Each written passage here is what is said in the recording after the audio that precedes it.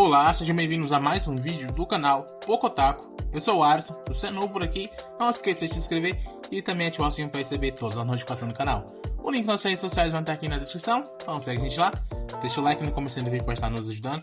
E no vídeo de hoje vamos estar falando sobre Bleach, esse último episódio, o episódio 24, o que tá sensacional. Já começou com a luta dos grandes, no caso, o encontro dos grandes e o Oetsu passando o caminhão em geral, meu amigo. Ele fez a limpa. E eu vou parar de enrolação e começar logo com isso. O episódio começa com uma conversa entre o Ichibei e o Yurabara no passado. E o Ichibei estava ali para propor uma trégua entre eles. Os ceifeiros continuariam a cuidar do mundo dos vivos, enquanto isso os Quincy viveriam a sua vida em paz, sem mexer com ninguém. Nenhum deles poderiam interferir nos assuntos do outro.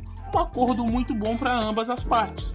Mas o Yurabara, ele acaba que ele não aceita isso, por acreditar que o Ichibei estava mentindo. Ele fala que o mundo já foi um só e pergunta quem foi que dividiu em vida e morte. O Ichibei fala que foi o Rei das Almas e o Yurabara pergunta mais: quem foi que colocou o medo da morte nas pessoas? E o Ichibei fala que também foi o Rei das Almas. O Yurabara fala que conhece o grito de angústia das almas que retornam para o seu corpo.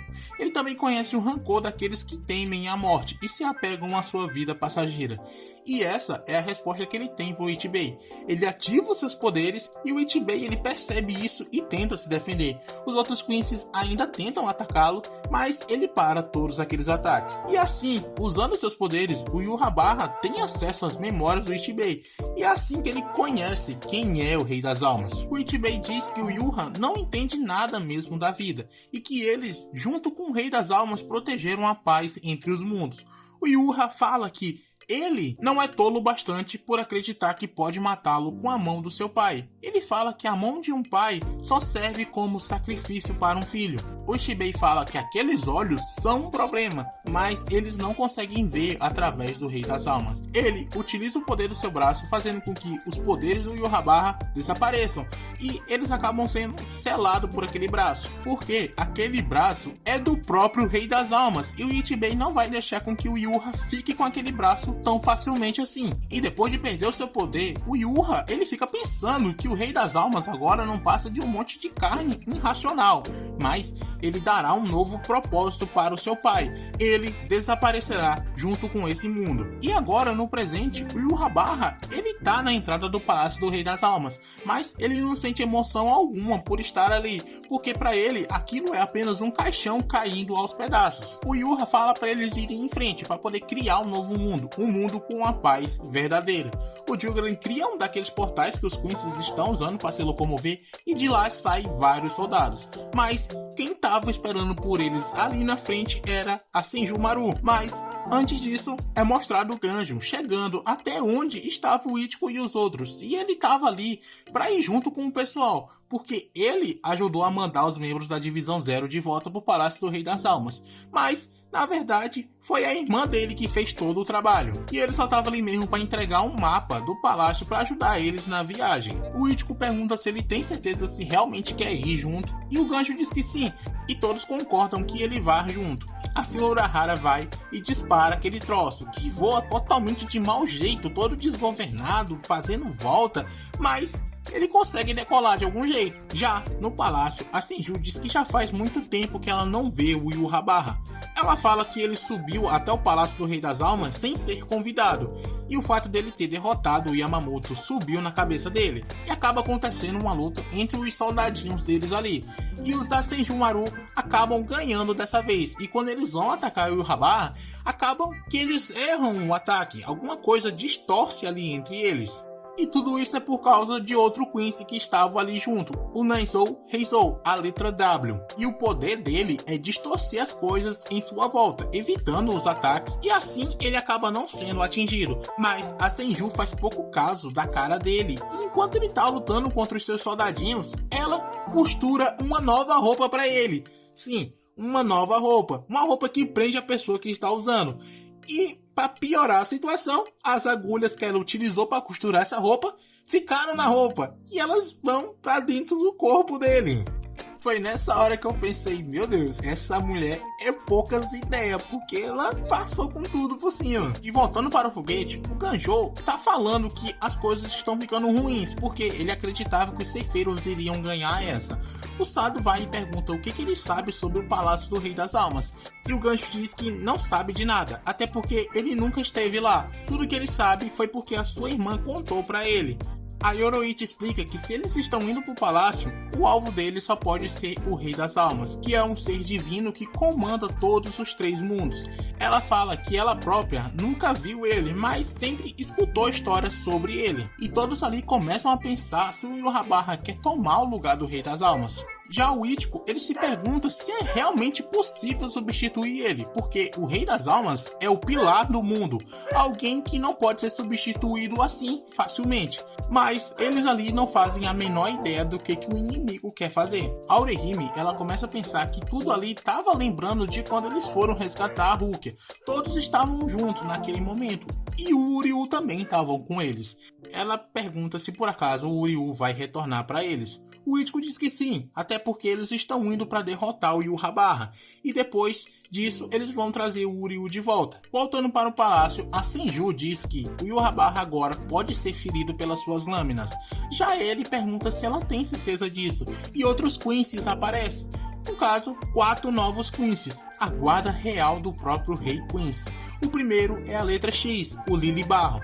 O segundo é a letra C, o Pernita. O terceiro é a letra N, Gerald de Valkyria. E o quarto é o Asken. Esse a gente já conhece, que a gente já viu antes. E depois de todos apresentados, o Gerald já começa atacando. E até que ele consegue cortar os braços mecânicos da Senju. Ela vai e invoca aquele que é conhecido como o Escudo do Rei das Almas, um soldado robô gigante. Mas o Pernita, usando seus poderes, simplesmente amassa aquele soldado.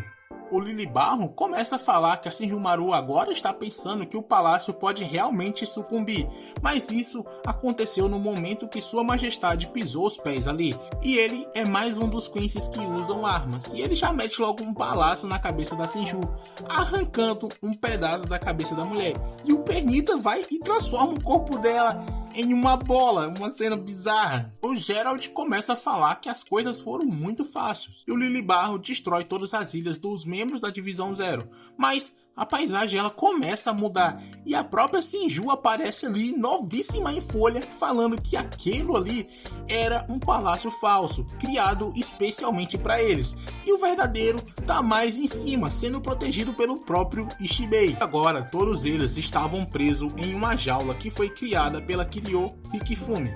Aí nessa hora o desespero começou a bater um pouquinho nos Quincy's e o Lilibarro ele já começa atirando em tudo na sua frente.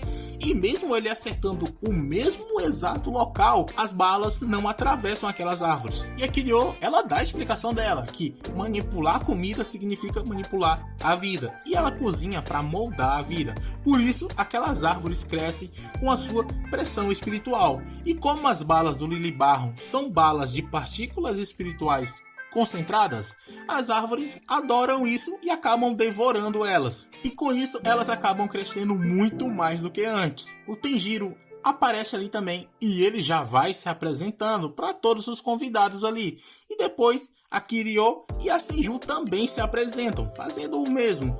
E só sobrou um, aquele que tem a entrada mais extravagante de todas, o criador número 1 de Zanpakuto, Uematsu Nimaya, e o cara sabe como fazer uma entrada estilosa. E o mais curioso do Uematsu é a sua Zanpakuto, que tá numa espécie de aquário gigante com um líquido muito estranho dentro dela. E assim que ele empunha essa espada, ela começa a tremer e o Gerald novamente ele parte para cima para atacar.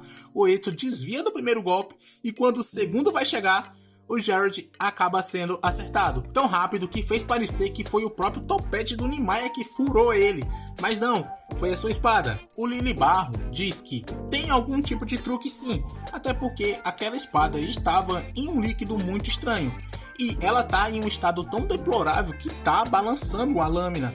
Não tem como aquela espada ter matado o Gerald. Ele atira no Uematsu, mas não acontece nada. E o Oetsu explica que a bala bateu na sua espada e foi cortada, sem que ele pudesse fazer nada. E vários tiros são disparados e todos são cortados pelo Oetsu. E no final ele corta o próprio Lilibarro. O Pernita, ele ainda tenta usar os seus poderes, mas o Oetsu arremessa sua espada e logo em seguida ele próprio pula para cima dele, acabando com isso.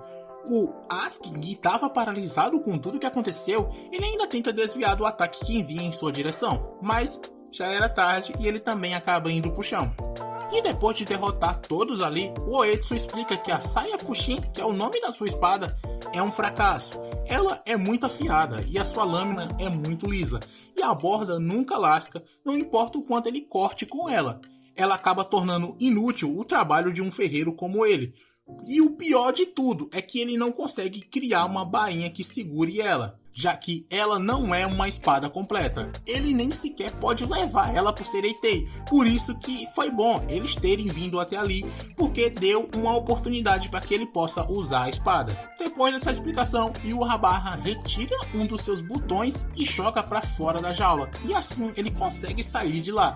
Mas os feiticeiros eles não ficam preocupados, até porque do lado de fora tem o Ryosuke Ichibei, líder da divisão 0. E no próximo episódio vamos ter o enfrentamento dessas duas lendas. Desses dois monstros vão estar lutando um contra o outro.